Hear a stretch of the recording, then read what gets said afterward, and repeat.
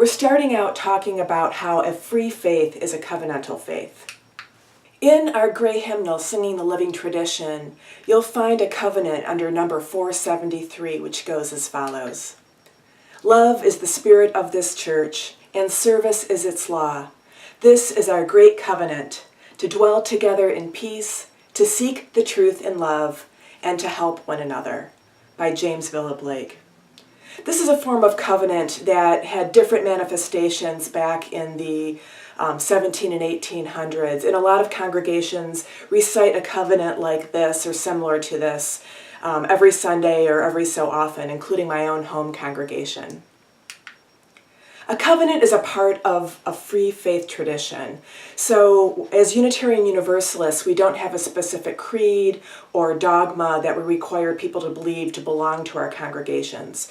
Instead, we promise to come together in community to seek out the truth ourselves. And we'll talk a little bit about the history of how that came to be in a later section of this module. Part of the free faith is freedom of the pew. There's two freedoms, freedom of the pew and freedom of the pulpit. Freedom of the pulpit we talk about a lot, but we don't talk about freedom of the pew so often. Freedom of the pew means that each one of us determines our own beliefs. We develop our own faith, faith formation as we often call it these days. Part of this requires us to engage with others, to develop more complexity around our own personal theology and ethics, and also to kind of test our beliefs. You know, when we're sitting by ourselves in a vacuum, we don't really have the opportunity to really see how our thoughts and beliefs might play out in the real world. So when we engage with others and share our different paths and understandings and experiences, we learn from one another and enrich one another. And also part of freedom of the pew is being good stewards of this institution of the church that enables us to have these kinds of experiences. So we don't have a larger organization that funds us, we're self-funded. So part of the freedom of the pew is also the freedom to be self-directed through both our thoughts and through our pocketbooks.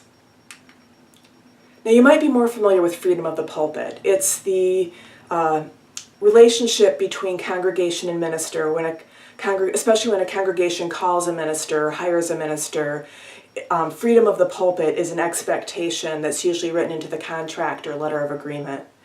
What this means is that the minister has given the permission to speak truth to power, to name things that need to be named, but to do so in love, not to do so in a condemning, shaming sort of way, but a way that can help whatever it is that's wrong to be urged to turn itself around and make it be better. Or to just identify things and invite people in the congregation to let's figure this out together. Members don't need to agree with what the minister says in the pulpit, and that's part of the freedom of the pew. And the important thing about this relationship between pulpit and pew is that it's grounded in trust. The part of the call of a minister to a congregation says that we want you to walk with us in faith and help guide us and be with us and care for us, or care for our spiritual selves as we have this relationship together. And that has to be grounded in trust. A person who wrote a lot about covenant and the free faith was Unitarian Universalist theologian and ethicist James Luther Adams, who spent a lot of his time in the Chicago Theological School area, including Meadville Lombard Theological School. His question was, how are we to be together in the free church? So what do we promise one another, and what are our most important shared loyalties? And this is a key part of the covenantal church. It's not just our relationships with one another, our horizontal relationships. It's also our relationship with the spirit or the universe, that which is bigger than ourselves. And so there's always this outward component that keeps us religious beings, right? Making meaning, putting ourselves into a wider context, and also has a piece of responsibility that we have to making the world a better place, however we imagine that should be.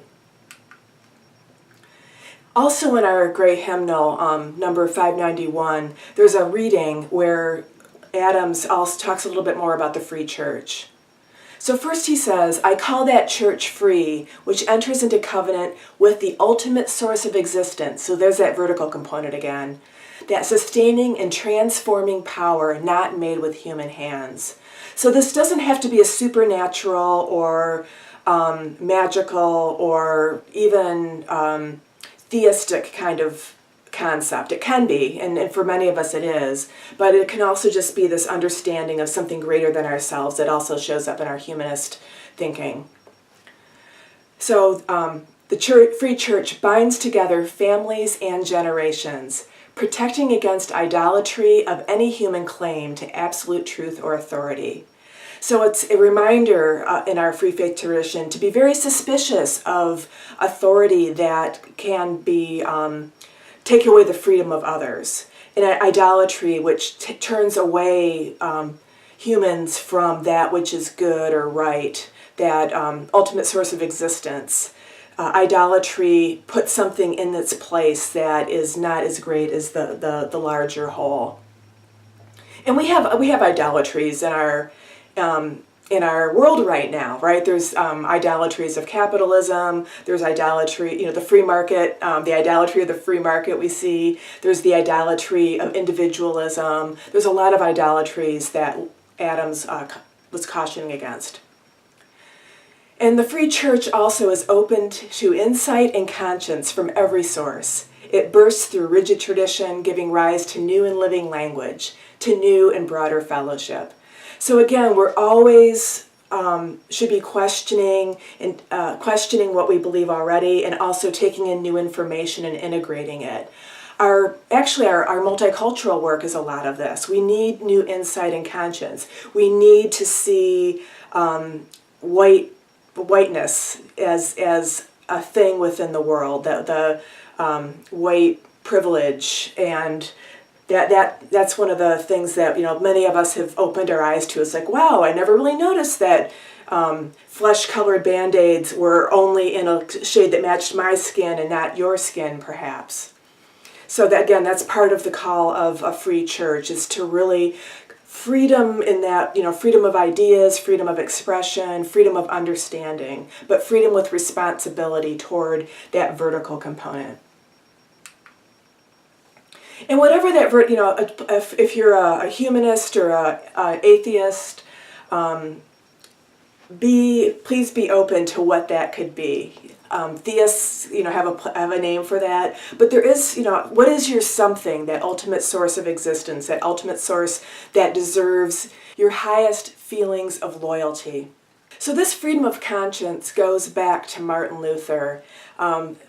He, of course, had a different theology than us, but he did have this idea of conscience. And during his heresy trial, he basically wanted to interpret the Bible for himself and thought that humans should be, Christians should be able to do that. And at his heresy trial, he said, I cannot and will not recant anything, for to go against my conscience is neither right nor safe. Here I stand, I can do no other, so help me God, amen. So again, we're out of this tradition where our conscience is our guide.